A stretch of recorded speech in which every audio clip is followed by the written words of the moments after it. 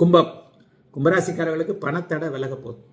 ராஜயோகாதிபதியான 9 கொடிய சுக்கிரன் 2ஆம் இடத்துல உச்சமாகிறார். இந்த வாரத்திலிருந்து 4 மாதம் உச்சத்திலே இருப்பார். பிப்ரவரி, மார்ச், ஏப்ரல், மே மாதம் முழுக்க 30 என்னமோ 29 வரைக்கும் ஒரு 120 நாள் 115 நாள் அப்படியே உச்சத்தில் இருக்கிறார். கஷ்டங்கள்லாம் தீரப்போகுது. ஜென்மச்சனை விலக போகுது. அடுத்த மாதம் இதே மாதிரி கடைசியில் ஜென்மச்சனை விலக போகுது. ஆக இதுவரைக்கும் ஒரு மாதிரியான கஷ்ட நஷ்டங்கள்ல ஏண்டா வாழ்றோன்ற ஒரு மாதிரியான நினைப்புல இருந்த சதய நட்சத்திரம், அவிட்ட நட்சத்திரம், பூரட்டாதி நட்சத்திரம் 3 நட்சத்திரக்காரங்களும் ஃப்ரீ ஆக போறீங்க, ரிலீஸ் ஆக போறீங்க. காசு பணம் வரணும்ல, வாழ்க்கையில் மிக முக்கியம் பைசா தானேங்க. காசு வந்துட்டாலே எல்லாம் இதாகிடுது. எதுக்காக கஷ்டப்படுறோம், எதுக்காக இப்படி கேவலப்படுறோம், எதுக்காக இப்படி அசிங்கப்படுறோம்? பணத்துக்காக. இந்த பணத்திற்காக செய்யக்கூடிய அத்தனை செயல்களும் நன்றாக இருக்கக்கூடிய அருமையான யோக வாரமாக இந்த வாரம் கண்டிப்பாக இருக்குங்க. ஆகவே எதை பற்றியும் கும்பராசிக்காரர்கள் கவலைப்பட வேண்டாம். பணம் வரக்கூடிய வழிகள் திறந்து விடப்படக்கூடிய வாரமாக இந்த வாரம் அமைஞ்சிருக்கு.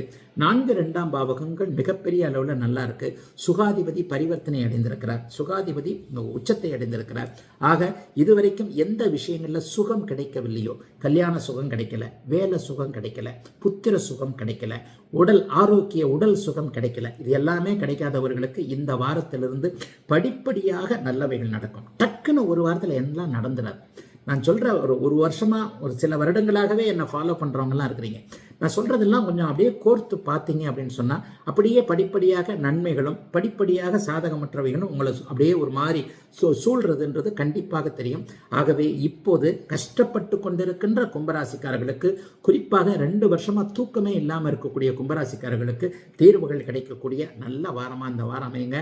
ராஜயோகாதிபதி உச்சத்தை அடைந்திருப்பது என்பது என்ன விதத்தில் கஷ்டத்தை வச்சிருக்கிறீங்களோ அதிலிருந்து வெளியே வரக்கூடிய அமைப்பு. ஆகவே சோகங்கள் எல்லாம் சுகங்களாக மாறக்கூடிய நல்ல வாரங்க கும்பராசிக்காரர்கள் எல்லோருக்கும் இந்த வாரம்.